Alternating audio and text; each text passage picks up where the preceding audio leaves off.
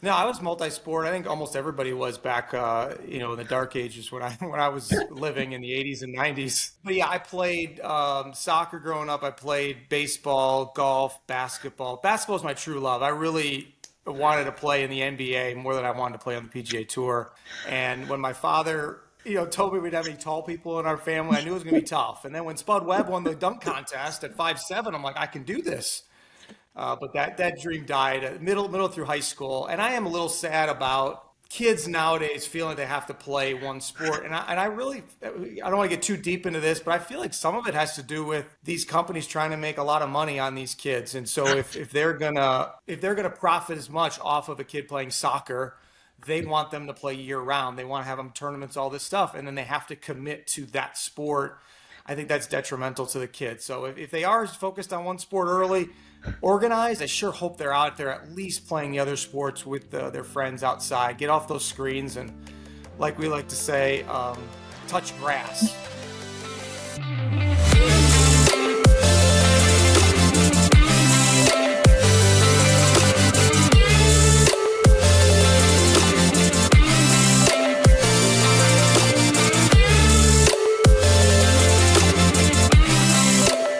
Because I want to hear a little bit about your dad. How did you get started in golf? Oh yeah, he definitely started me. He was started by his father. He lived in inner cities in Milwaukee, and golf wasn't necessarily a big thing on people's minds. But my father's dad played, and he would go out to the county courses or whatever, and got him started. So my dad passed that along to me at an early age, and we got funny videos of us out playing family golf, and I was the one taking it seriously while all the other kids were playing in the sand trap and goofing around. So I had a love right off the bat for it, and he was always a great parent in that sense that he always gave me opportunities. I feel like he, in an indirect way, pushed me without me realizing it. Like he always gave me an out. Like, hey, if this is too hard, you don't have to do this. And that would be like, oh, okay, yeah, I do really want this, and that was really reassuring. He was never a difficult father that I see some parents now on the soccer field or something like that yelling at their kids. And I think he realized that I wasn't motivated like that. I wasn't motivated by coaches in that way, whether it was in basketball or golf going forward. So he, for some reason, saw that early on and parented and coached me properly in golf. So it was very thankful he started me with this golf journey, and now I'm passing along to my kids. My sister passing along to her kids, and it's a family activity for sure. What age? I love the life lesson that you were just talking about sorry, Danica, about parenting. And parenting, identifying with each of the kids, you having three kids of your own, identifying how to parent each of them differently. Yeah, it can be difficult, and they're so different, right? I've got three boys, and the oldest is the athlete. The middle guy loves sports, but he's more into outdoors and camping and that kind of stuff. And then my youngest is actually going to be Cogsworth and Beauty and the Beast in a production area. He just loves that stuff. So very different, and I think it's our responsibility as parents to go to them, even if it's stuff that you don't really know much about or don't like necessarily. I never camped outside, Shelley, in my life until my middle son joined Cub Scouts, and now I actually love camping occasionally, I should say. Occasionally. Oh, I love that. I think it's so important. You see so much now too, and you were talking about like, parents at soccer games and on all of that good stuff, but also it can be a little bit overwhelming and people can get very passionate about things so quickly. And you see so often nowadays where kids have to hyper focus on a sport super early. Were you a multi-sport athlete, or was it something where you're like, you were young and you're like, golf is it, I just know it, and you went with that? No, I was multi-sport. I think almost everybody was back, in the dark ages when I when I was living in the 80s and 90s. It's a long time ago. Not dark ages. I know. Uh, but yeah, I played soccer growing up. I played baseball, golf, basketball. Basketball is my true love. I really wanted to play in the NBA more than I wanted to play on the PGA Tour.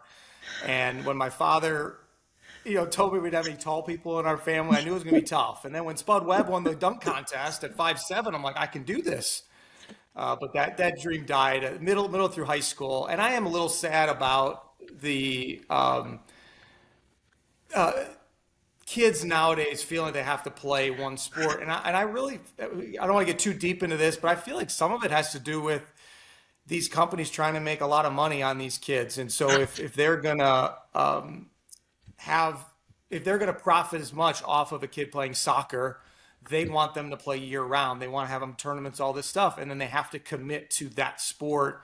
I think that's detrimental to the kids. So if they are focused on one sport early, organized, I sure hope they're out there at least playing the other sports with their friends outside. Get off those screens and, like we like to say, touch grass. And I get kind of made bad connotations, but as in touch the lawn, get outside and do something.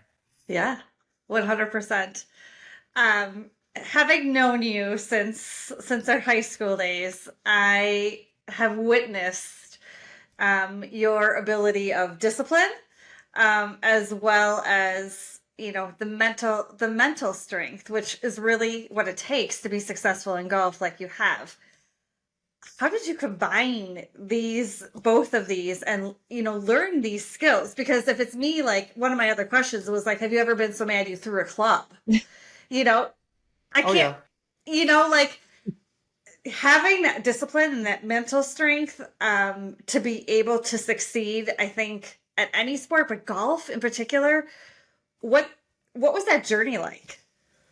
I certainly at a young age, I was already starting to read books. My dad gave me some ideas with that stuff. My dad had actually a sheet, a stat sheet, and it wasn't just did I hit the fairway, hit the green. On each shot, it had this list of icons or letters that you would attach to it. Like, was I uninterested in the shot? Was I, uh, did I care about it? Was I angry? All these different ways to describe the shots. Then you could go back and look at maybe why a shot didn't come off, or your best shots. What kind of frame of mind were you in? So he was kind of way above his time. The guys that now on the PGA Wow. Tour are doing a lot of that stuff. And It was that journey. It was then getting to college. I had a guy named Dr. Coop. He was a psychologist, professor there that actually worked with Payne Stewart and Corey Pavin and Davis Love, and all these guys would come in to see him. And I would go see him in office hours. I didn't take his class, but I could go see him in office hours and talk to him about golf and that stuff. And then I started working with Dr. Bob Rotella when I was on the PGA Tour. A lot of reading his books, then working with him specifically, listening to other players, what works for them, what doesn't work. I mean, so much trial and error. Just what I'm trying to figure out my golf swing, same thing. There's a lot of trial and error with the mental approach to things, and it's still evolving now, and still going out there trying to figure out the best balance for me to find the freedom when I am partaking in a golf tournament. Why can I go out with my kids and flush an 8 iron every time? It's kind of because I don't really care. First of all, they're not judging me. They think I'm the best golfer in the world. But then why, when I have other people watching me or something, does it change? It shouldn't. So I'm always trying to unlock that mystery of how I can find that freedom, because that's when we perform our best at any activity, whether you're at a cocktail party talking to people, or if I'm playing in the Masters. If I have freedom in what I'm doing, all of a sudden my potential comes out. I love that. Yeah, that's so good. Is there anything from learning from your dad with mental toughness or discipline that you have instilled on your children now? Well, my dad had a lot of little sayings too, and it was like, "Don't sweat the small stuff," and stuff, little things like that. That I guess in terms of discipline too, I saw a guy that I think what a lot of fathers did back in the '80s, like they went to their 9 to 5 job, and he was doing his thing, but he still had the intentionality to get to our games. He even coached my basketball team in 8th grade, and it was really hard for him to do that. He was traveling a lot, but he was going to do it and then find subs to fill in for him.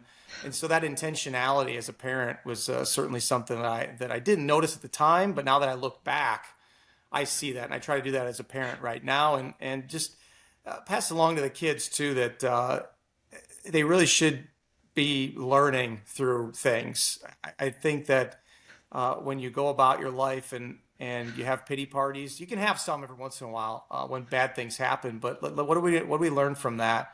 To be disciplined to learn that stuff. And one thing, I don't want to throw my kids under the bus but I think this is kind of normal for a lot. They'll say stuff like, "Well, I don't have time for that. I don't have time for Yep. that workout. I don't have time for this or spending time with my brothers." And I'm like, don't say you don't have time for it. We all make choices in a given day, and so you're choosing not to do that. And there might be reasons. You evaluate those reasons for yourself. And I just don't want you down the road to miss out on a dream or a goal because you kind of took the shortcut. Because you shortcuts usually don't get you there.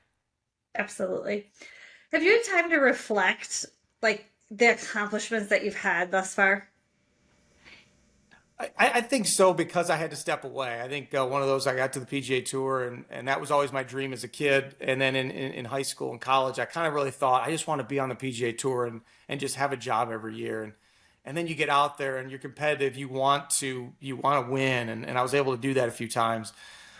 And then I was kind of at the top of the mountain, and I felt like I was in Yeah. all the major championships. I had a chance to really make my mark on the game, and then slowly it kind of deteriorated. Not really injuries either. I had a small little ankle injury, but that certainly wasn't, I don't think, something that sidelined me completely. But then 3, 4 years of very poor play, and the uncertainty of golf is something you have to embrace. Like whether I'm going to be there uh, to make the cut and be there for the weekend, or am I going to be back watching my kids play soccer on Saturday, is something you have to embrace. And it was really difficult as my kids were starting to grow up, and I was starting to feel like I was missing stuff, and then I was going out and missing cuts, and I was like, what am I doing here? There is a bigger purpose to it, right? You never know who you might influence on a weekly basis. Even though my success was, I felt like in playing good golf, and so as I went about um, kind of that, it was like I need to step back away from it. That's when I got into broadcasting Yeah. and I've been doing some stuff for ESPN Plus and PGA Tour Radio and the Golf Channel. And I think through that, I've still stayed in the game. I'm watching the best players in the world, trying to understand what they're doing based on my experiences. I think it's given me some time to reflect on what I've been able to accomplish. And I I think I would have taken it as a teenager, saying, Yeah. "Hey, this is your resume." But when you're going through it, you always are striving for a lot more. There's something about that. There's a contentment level, but also I'm trying to reach as high as possible. So Yeah. I've had some time, but now at my age, being almost 50 years old, I get a chance to be a rookie again on the PGA Tour Champions and chase some of those dreams again. Well, I hope that you know that us Wisco grads and everybody from Wisconsin are certainly proud of what you've accomplished, and I'm happy to hear Well, that you have thanks. taken some time to reflect on that. Well, likewise, Shelley. It's pretty cool Yeah. what you've been doing too in the sports Yeah. world. So I love what you're doing, especially with this podcast too. And athletes doing good. There's too much negativity out there. I love positivity. So well done. Well, thanks. Well, let's kind of transfer, I guess, into that athletes doing good. Good segue into that. How did you how did you become involved with the Mac Fund, and still all these years later, still being able to help raise awareness, help raise funds for it? It really goes back to when I was first on the PGA Tour. My agent at the time, Eddie Erkmanis, who works for TaylorMade now, came up with this idea going, "Hey, we could do something in conjunction with the Mac Fund." I love the idea because my dad was a season ticket holder for the Milwaukee Bucks, shared tickets with another gentleman. I remember the draft they'd go through. And so I was on his lap early on going to Bucks games, and then finally got my own seat there sitting next to him. And I always heard Mac Fund, $50 for the Mac Fund if they make a three-pointer. And I thought, oh, that's pretty cool. The Bucks win the opening tip, $50 to the Mac Fund. So when I became a professional athlete, that was always something in the back of my mind. Eddie kind of came up with this idea we could do something in relation to golf, and I didn't love the aspect of like, hey, X amount of dollars per birdie. I was just starting out. I was like, no, let's do it based on finishes. At least I make the cut and I make some money. I can give back to the Mac Fund, and it kind of evolved from there. And uh, it's provided some lessons for me in terms of leaps of faith too. I remember my fourth year on the PGA Tour. I'd I lost my status once again. I didn't really keep it early on in my career.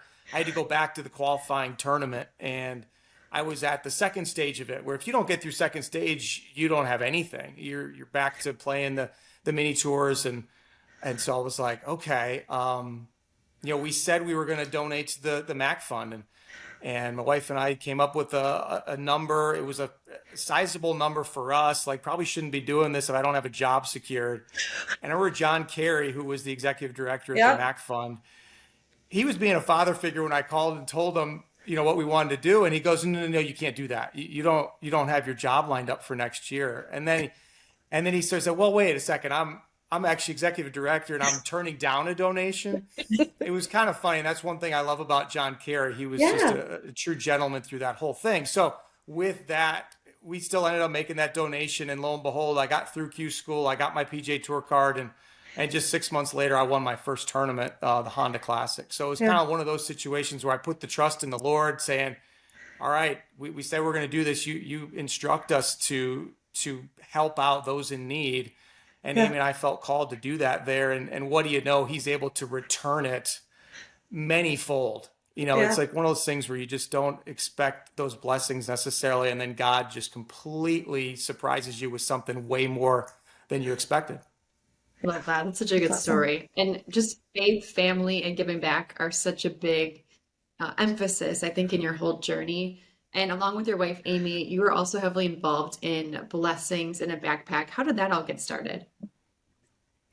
I'm glad you brought that up because yeah, my wife is a big part of this and wanting to give back to stuff. And Blessings in a Backpack was something that Amy was walking at a tournament where I was playing, and she ended up meeting the founder of Blessings in a Backpack, who was walking along just watching golf that day. And Amy was then the president of the PGA Tour Wives Association, which is a non-for-profit organization that helps out basically women and children in a lot of the PGA Tour communities that we go to.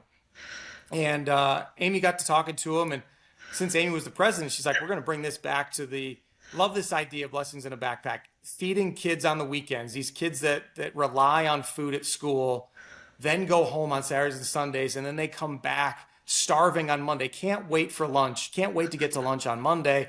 Of course, the nurses' visits are up. These kids aren't ready to learn at all, Yeah. right? So I love that program. So Amy said, we got to bring this to the Wives Association. We're going to try to start sponsoring schools in the different towns where the PGA Tour visits, whether it's Dallas, whether it's Miami, whether it's Monterey, California. And she started with that. And what was cool is how it exploded. Then the players and the wives saw what was going on. So then they would take it back to their hometowns and then they would sponsor schools on their own. So it totally exploded.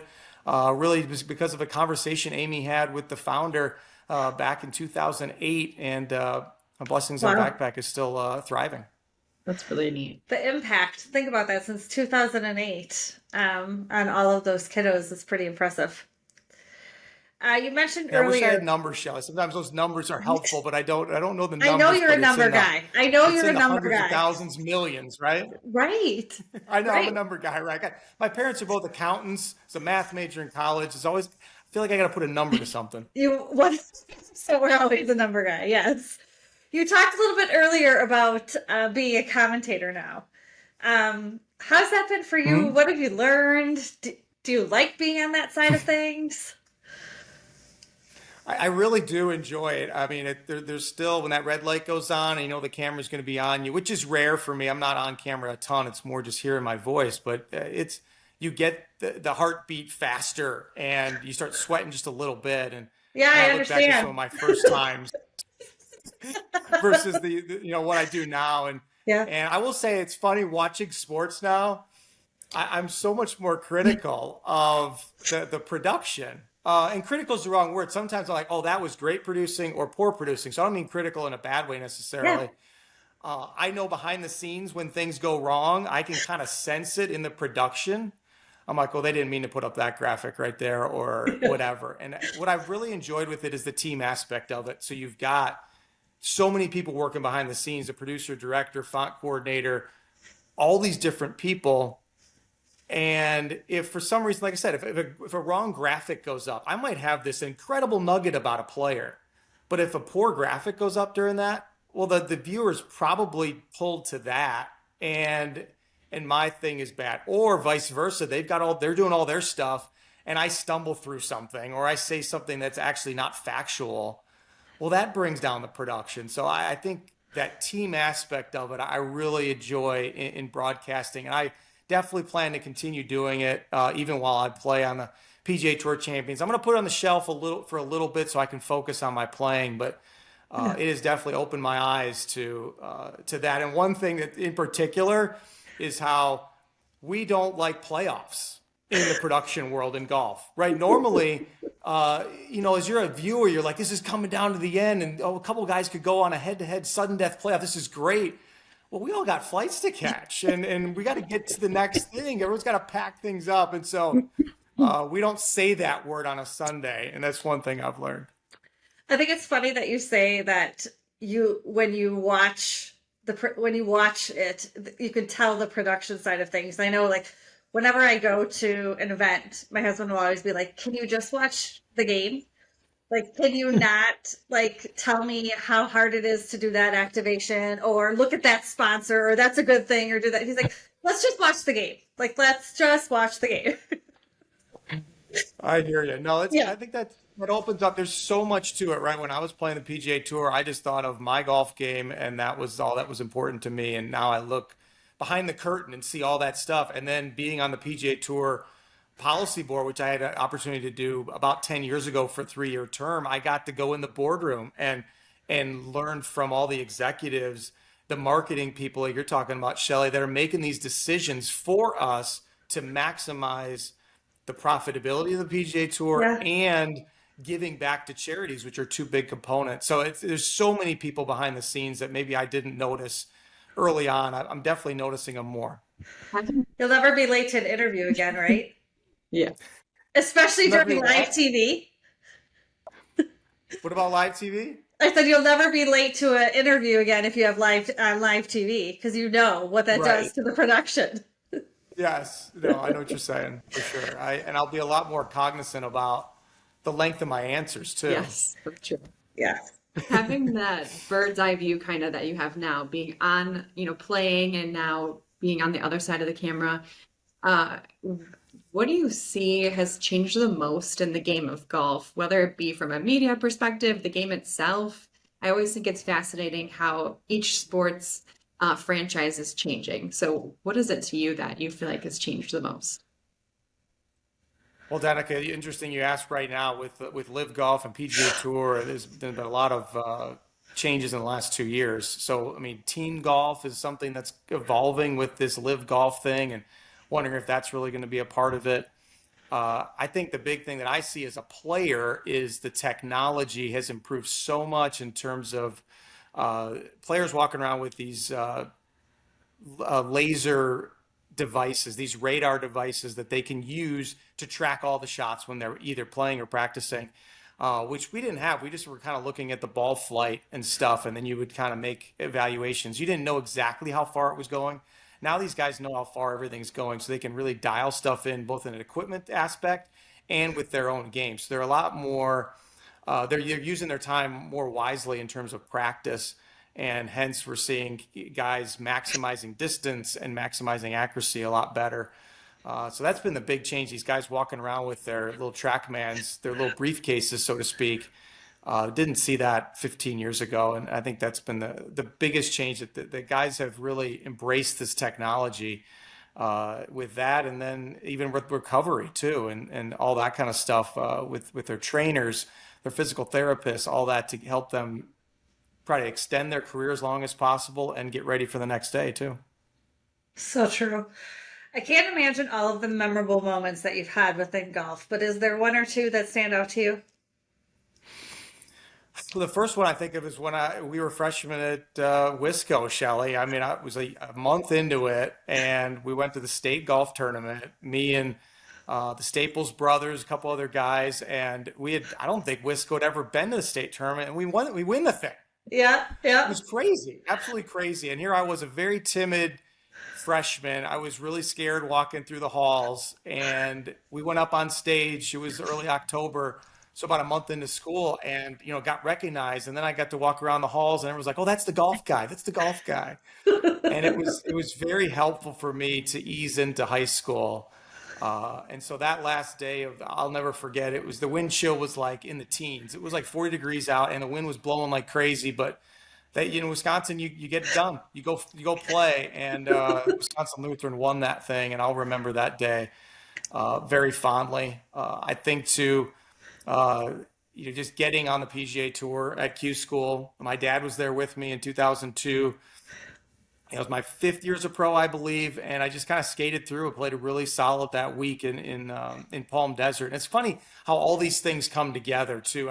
I won my first pro event in Greenville, South Carolina. Now I live in Greenville, South Carolina. Never would have thought that. So that Wow. first win came 25 years ago. I got my PGA Tour card in Palm Desert, California, where in the end I had just started talking to my wife Amy, now of 18 years, and her parents had a place there. Her dad and stepmom had made Palm Desert their home for a long time. Didn't know them at the time, and then we'd be going back to Palm Desert All the for time. more than a decade. So all these things that you don't know of at the time really coming together. And I think ultimately, winning golf tournaments was really cool, but the lasting impact, hopefully, that I can make on other people that love the game, because I learned, we talked about earlier, I was kind of reached the mountain. I thought it was all about my golf game, and I loved succeeding at it. But that's going to go away, whether it's age, whether it's ability, whether it's an injury. But I still have the knowledge up there to try to pass it along to the next generation. And so I really look for those opportunities to be able to do that for my kids and then for others too. Actually, I was able to coach the middle school golf team here where my kids go to school. That was really fun last year to try to pass along some golf knowledge to them, and hopefully inspire a love of the game that they can go on and play this sport forever. You have to come back and give lessons to Yeah, us. For sure, happy to do it. I in love summer. In if you're summer. open to it. You bet. We I've got a very strict regimen though of what you got to do, Shelly. If you I'll want it, do I'm gonna it. have to I'll do find it. something saying you really want to get better. No, I'm I just kidding. do. I do. I promise. A funny story. I had to golf at not had to. I got to golf at Whistling Straits. Mark, I've golfed like less than 10 times in my Oh life, boy, right? that's not a place to just go every once in a No, while. no. So my text after my first hole to my husband, because we had a caddy, was, I think it's really cute that this guy thinks that what he's telling me, I know what he's talking about, when in reality, I'm just trying to hit the ball. So by the fifth hole, which was a long hole, he looked at me and the other woman that I got paired with, who we were both equally as bad, and said, "You know what? This is a really long hole. Let's go make our own tee off closer to the hole." And I was like, "We figured us out." Hey, play it forward. That's a big thing in golf. Tee it forward, right? Yes, Find the right tees for you to make it enjoyable. yes, You want yes, golf to yes. be challenging, but not completely demoralizing. Yeah, no. Lesson learned. Lesson learned. All right, our final Yeah. question. What we ask everybody on the podcast. What does athletes doing good mean to you? Athletes doing good. I feel it's that athlete, if you're going to break it down to one individual, that athlete using their God-given ability to really benefit others, whether it's their own family members, whether it's those in need. I think it can also go to, I mean, doing good is performing at a high level too. That gives all of us the entertainment value. I mean, it's so fun to watch a player who's in the zone doing his craft and, Yeah. and succeeding and going through it, bouncing back from failures, and being humble in victory. So I think all those things are athletes doing good. Love it. Well, thank you. Appreciate the time.